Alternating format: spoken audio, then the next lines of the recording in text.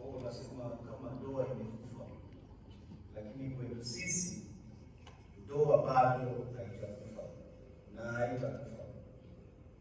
Maana sisi kama hivyo kiongozi wetu Coordinator Konenanga alisema sisi tunabaki kwa msimamo ya amani, na hiyo msimamo ya amani itapitia ndoa. Na Coordinator alisema kama Bwana Tshisekedi hapendi kuongea, sisi tutaongea na wakongomani wengine na tutafanya amani. Na alizungumzia anasema, ndio Bwana Tshisekedi alisema kwamba hakuna mazungumzo ambayo yanaweza kufanyika bila yeye, na hiyo ni kweli, maana ni yeye shida ya Kongo. Na kama ni yeye shida ya Kongo, tutahakikisha sasa sisi wakongomani kwamba shida hiyo tunaenda kuiondoa. Sisi hatubabaike na shida ambayo inatoka Uvira, maana tulikuwa tunajua tangu mbele kwamba Bwana Tshisekedi ni mtu ambaye hataki amani. Vitendo vyake tangu alianza kupiga vita sisi, vitendo vyake vilikuwa vinatudanganya. Anasema twende tuongee, kisha nyuma anatupiga vita. Twende tuongee, anapiga. Nimesema hiyo hali ya Uvira sisi haitushangaza, lakini kitu ambacho kinatuvunja moyo sana ni watu ambao wanafariki Uvira leo. Ni hiyo chuki ambayo wanaweka ndani ya watu, hasa vijana wetu ambao wanafanyishwa kama wajinga.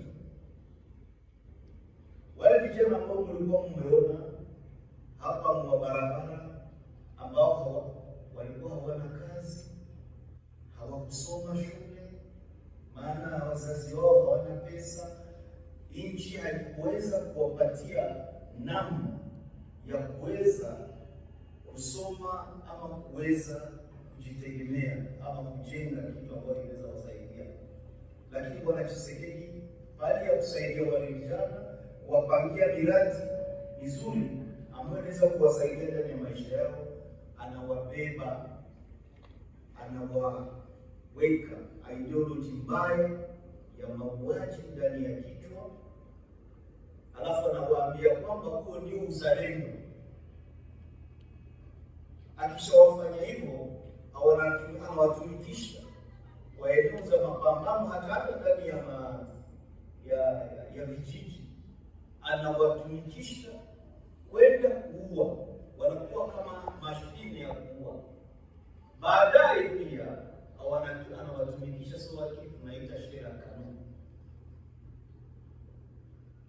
Na mliona vitu ambavyo vilipitikana Uvira, namna gani wale watu wa vijana wetu ambao waliweza kuingiza ideology mbaya walienda hata wanaanza kupiganisha wengine civilians ambao hawakuwa na silaha, ni kwani wanakuwa na sura fulani, alafu wanakuwa kama ndio maadui.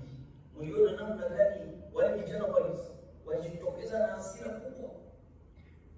Hiyo hasira ni vitu ambavyo Tshisekedi aliweka ndani ya akili yake, na hiyo kitu inatusikitisha sana. Na ndio maana sisi tunasema kufuatana na mambo ambayo wanafanya, na leo vita ambavyo wanaendelea kupiga sisi, Bwana Coordinator alisema fasi ambapo vikosi vilianza kujipanga na wao wenyewe wanasema walichukua maeneo. Sisi tunasema hivi, wakiendelea kutumia wakiendelea kupiga vita, wakiendelea kuharibu mambo ya amani ndani ya nchi, sisi hatutakubali. Tutaimarisha amani kwa kuweza kunyamazisha hizo silaha ambazo zinapiga kutokea fasi ambapo zinakuwa. Na hiyo ndio kitu tunafanya kila siku ili tuweze kuprotect raia. Lakini pia tutarudi doa, tutabaki doa. Bwana Tshisekedi kama hakuje, tutapata wakongomani wengine ambao tutakuja nao, ndio wala tutaongea. Asante.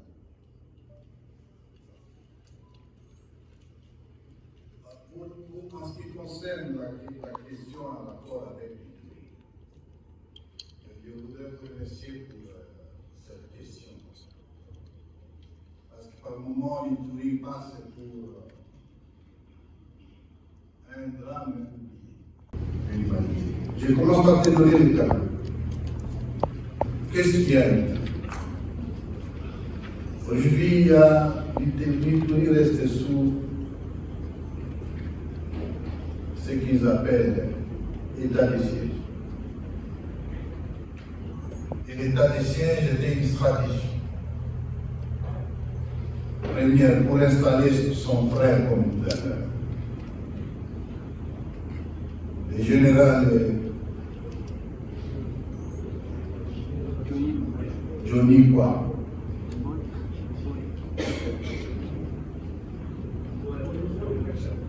Kachama Johnny, pour installer son frère de la famille, parce qu'il fallait lui trouver un poste, il fallait créer cette stratégie. Deux, en Ituri, c'est l'insécurité permanente, institutionnalisée, et c'est une politique, parce que l'état de siège, c'est plutôt pour l'exploitation d'or.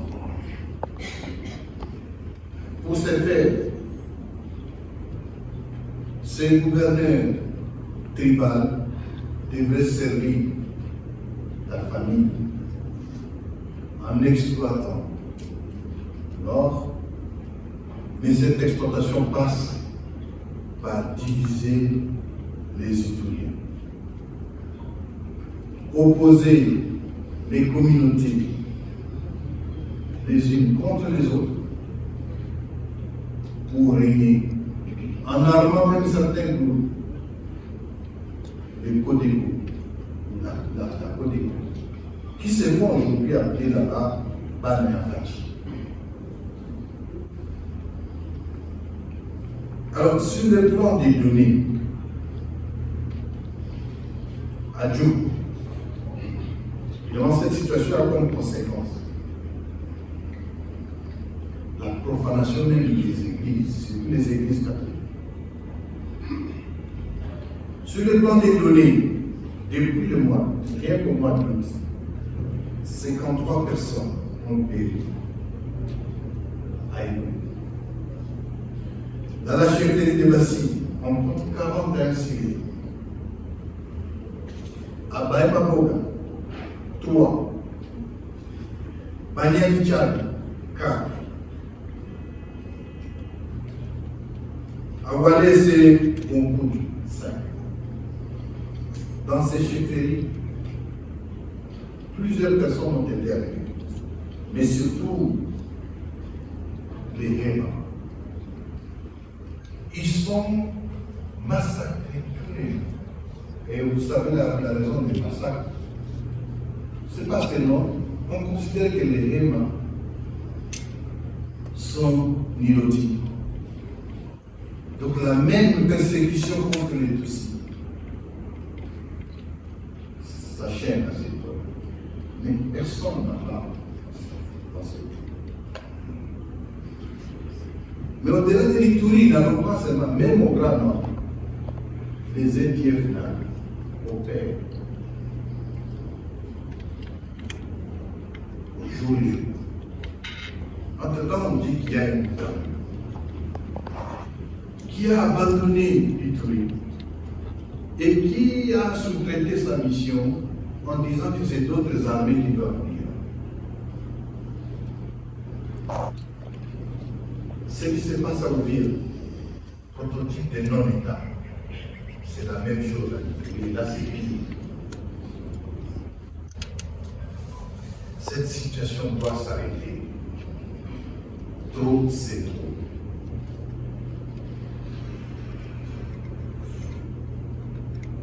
Et la position de l'Alliance fleuve Congo, AFC M23 est claire là-dessus. On ne peut pas laisser la vie de toute une nation entre les mains d'un fou. Aujourd'hui, M. Tshisekedi, au moment où Kisangani, vous n'avez pas d'électricité à Kisangani. Vous n'avez pas de dessert d'eau.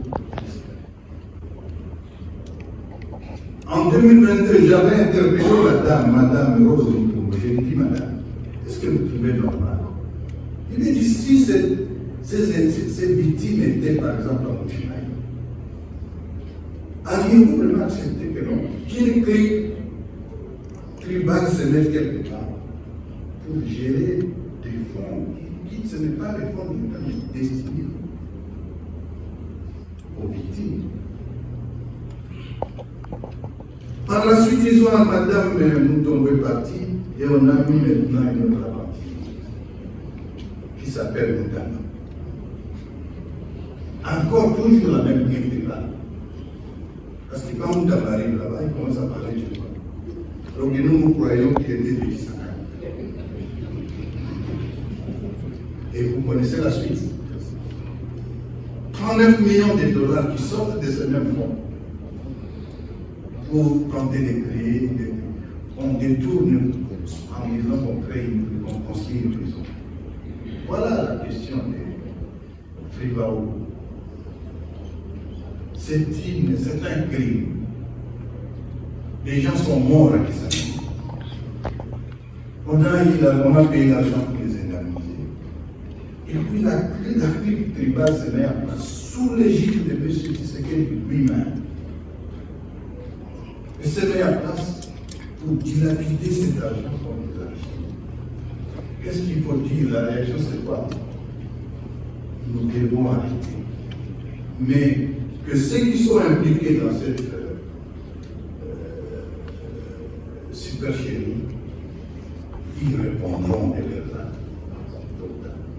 Et ce que je dis ici, Litourie et Kisangani, n'oublions pas nos frères qui sont au Katana.